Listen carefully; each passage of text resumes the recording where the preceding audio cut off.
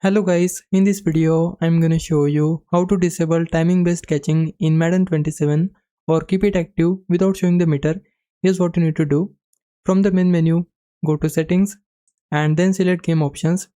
Now scroll down until you reach the catching section. Here you'll find the timing based catching settings. If you wanna completely disable timing based catching, simply turn it off. Once it's off, timing based catching will no longer be active.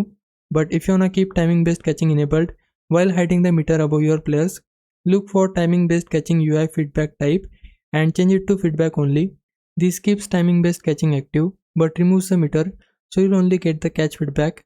You can also change the minimum throw distance depending on when you want timing based catching to activate. And if you are playing franchise mode, the steps are basically the same.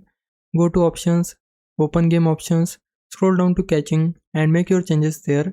So that's how you can turn timing based catching on or off or keep it active without the meter in Madden 27. Hope this helps.